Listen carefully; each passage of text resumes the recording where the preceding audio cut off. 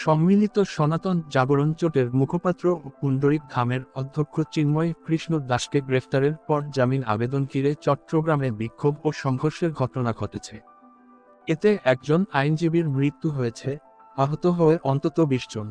পরিস্থিতি নিয়ন্ত্রণে আনতে পুলিশ টিয়ার সেল ও সাউন্ড গ্রেনেড নিক্ষেপ ও লাঠিচার্জ করেছে। মঙ্গলবার দুপুরে চিন্ময় কৃষ্ণ দাসকে আদালতে হাজির করার পর জামিন আবেদন নামঞ্জুর করে কারাগারে পাঠানোর আদেশ দিয়েছে আদালত।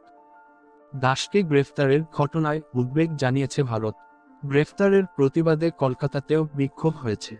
রাষ্ট্রদ্রোহ মামলায় চিন্ময় কৃষ্ণ দাসকে সোমবার ঢাকা থেকে গ্রেফতারের পর চট্টগ্রামে নিয়ে যাওয়া হয়েছিল।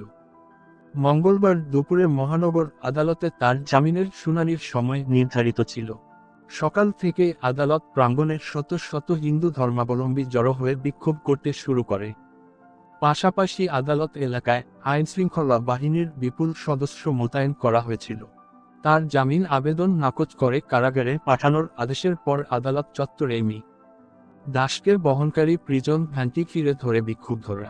এক পর্যায়ে প্রিজন ভ্যান থেকে মি দাস পুলিশের সরবরাহ করা হ্যান্ডমাইকে অনুসারীদের শান্তিপূর্ণভাবে আন্দোলন করার আহ্বান জানান। সামাজিক মাধ্যমে ছড়িয়ে পড়া একটি ভিডিওতে মি দাসকে বলতে দেখা যায়, রাষ্ট্র অস্থিতিশীল হয় এবং শান্তিপূর্ণ সহাবস্থান নষ্ট হয়, আমরা এরকম কিছু করব না। আবেগকে সংযত করে, আবেগকে শক্তিতে পরিণত করে শান্তিপূর্ণ আন্দোলন করবেন।